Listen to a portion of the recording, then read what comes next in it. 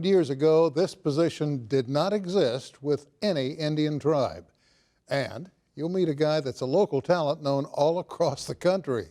This and more on Perspectives.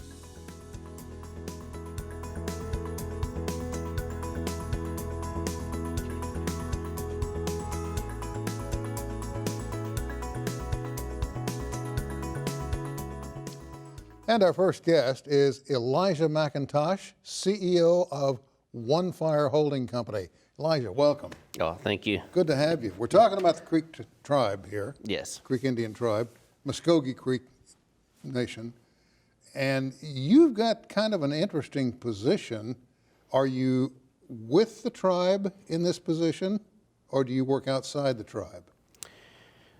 In one sense, Onefire Holding Company is an economic entity of the Muskogee Creek Nation. So we're a limited liability company.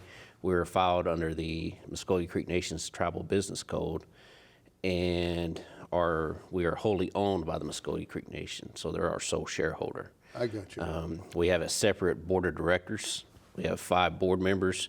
2 of them are appointed by the principal chief, 2 are appointed by the National Council.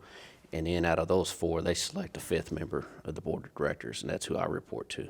What exactly is the responsibility of the board? What do you do? They provide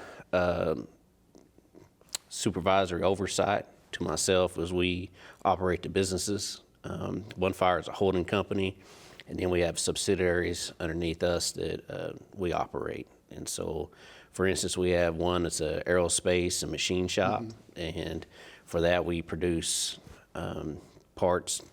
One of the parts that we're working on right now is we produce the brackets that hold the wings together on aircraft. Really? Yes. And then we also have a seal coat and striping company, and they redo parking lots. And so they're the ones, they go in and clean off the parking lots, they put down a seal coat, and then they put down the new parking lot lines. That's really intriguing stuff. You're the CEO, though, of the whole organization, Yeah. which means, in effect, you're the overseer of economic development for the tribe. In one aspect, we have 2 other entities. We also have the Muskogee Nation Business Enterprises, and then we have Muskogee International, LLC. And Muskogee International, LLC is an 8A company, and it's operated, it has its own CEO, Matt McCutcheon, and then MNBE is operated by CEO Vivian McCutcheon. And so right now we have 3 economic entities, and then gaming is a separate entity within the Muskogee Creek Nation as well. What would happen, hypothetical question, Yes. what would happen if we got up tomorrow and none of the tribes in Oklahoma had diversification in business or anything else, and no money go into the state of Oklahoma? How would that be felt? I believe it would be felt. For instance, right now there are the discussions for the gaming compacts, and we contribute, I think, last year $138 million to the state of Oklahoma, mainly in education. But then, recently we did a Oklahoma economic impact study, and within that, the Muskogee Creek Nation has also done its own economic impact study. So the Muskogee Creek Nation within the state of Oklahoma has an $866 million impact in itself, just as one tribe. And then overall, the 38 tribes, the Oklahoma have a $12.9 billion impact on the state of Oklahoma. And so that money that comes from the tribes and goes to the state is used for a multitude of things. Correct. From education to highways or freeways, not freeways, but highways and roads, bridges in some cases. Yes, on infrastructure, the tribes of Oklahoma bring in over $42 million a year, just in federal transportation money that the state of Oklahoma would not otherwise receive. And so within those projects, a lot of times, for instance, the Muskogee Creek Nation, we recently completed a project, and so there are separate zones, and within Zone 1, they found that the second most dangerous intersection was located in Okmulgee. Really? Yes, and that's when the state approached us, and we agreed, and our transportation dollars have been used to make that intersection much safer.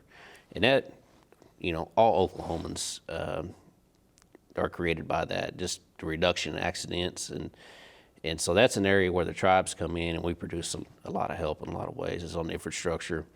One of the more interesting projects that we've done recently, we have kind of traditional Indian churches within our tribe. And one of the areas, it's kind of out in the country, and their bridge kept getting washed out, and they couldn't get across the bridge to get to their church, and it had already been washed out about 3 times this year. And so, and this is an example of one thing that tribes can do. We actually met with a company that's based out of Glenpool, and they had a concept for a bridge design, and they essentially built it off site, and then they can install it. And it went from essentially a drawing, and within 60 days, they had installed their first bridge. And that was a project that we paid for and implemented within our boundaries. And it's one that's considered stronger. It holds more weight than a traditional concrete bridge because it's made with steel. And it also allows for much more water to pass through below it. I think it's a great story. Yes. And I would venture that all of the tribes would have stories just like the one you told. Correct. And I think that's an area too to where, on the traditional state government side with that bridge technology, it would have taken much longer to implement, but because of the processes that we have in place, we're able to quickly implement it. The installation only took about 1 day, and we estimate it saves that technology. We intend to use it going forward on a lot more bridges, and it can save $10 to $20 million per project. No kidding. Yes. Holy Toledo. Well, I know for a fact that the tribe has not turned its back on its people, that they use their monies in many ways to help their people, which is the whole purpose. Correct. And they've also allowed revenue to flow, all over the state of Oklahoma. So, you guys are really helping provide gas for the engine of the state of Oklahoma. Correct. With the all-state economic impact study that we did, it's estimated that tribal nations support 96,000 jobs within the state of Oklahoma, and we pay $1.4 billion in wages and benefits. This is a publication you brought along with you. I'm going to hold up. I'm not sure if they can get a shot of it because it does have a shiny front on it, but it says Oklahoma Native Impact, and the impact, according to the front of this, on Oklahoma by the 38 federally recognized tribes in the state, $12.9 billion. Yes. That's a lot of serious money. It is. It is. $4.6 billion in wages and benefits to Oklahoma, not just the tribe. Correct. And then 96,000 jobs within the state supported, as you said, Yes. by the tribes.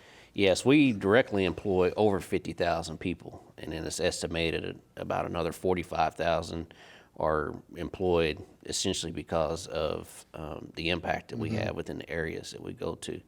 The Muscogee Creek Nation for ourselves, there's 3 counties. We encompass about 11 counties total, and almost all of 8 of those. And in 3 of those counties, we're the largest employers in those counties. Within Okmulgee County, we employ 25%. We're responsible directly for 25% of the jobs within Okmulgee County. I know the Creeks, as well as the other tribes, have supported education within the tribe as well. What's your background in terms of education? I have my degree from Northeastern State University, and I also attended Connor State. I went into the Marine Corps for 4 years, and then when I got out, I went to Connor State and then NSU, and I have my degree in finance. That's the point I'm trying to make. 20 years ago, this was unheard of. Yeah. From any tribe. Today, the tribes have essentially pulled themselves up by their own bootstraps, and once their boots were in place, they reached out to help the rest of the state of Oklahoma. Correct. And I don't think people realize the amount of money and the economic impact you guys have had on our state. Yes, within that impact, it's estimated we've paved over 27,000 miles of Oklahoma roads. And like I said, $200 million in infrastructure projects. And several of those are safety projects, and then some of those are for economic development as well. And so, Holy Toledo. And so that's an impact too when we go in, because that's one thing that I've learned about a lot about here recently is that you may have a project where you want to build something where you want to employ people, particularly if it's like a retail infrastructure project, but you've also got to be able to handle the traffic flow. And so that's really where the infrastructure comes into play. And so there's a lot of areas in Oklahoma that are developing now that otherwise wouldn't have been developed. And I might point out to our viewers, education was and continues to be of major importance to the Muskogee Creek Nation.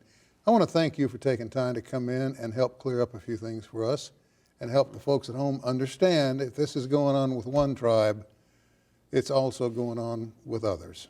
Yes, and if they want more information about the all-state impact, they can go to www.oknativeimpact.com. That's great. Hey, thank you. All right. Appreciate your time, my friend. We're taping this on Halloween. No disrespect. But our next guest knows all about Halloween, and it doesn't involve candy. We'll have more from this scary individual right after this.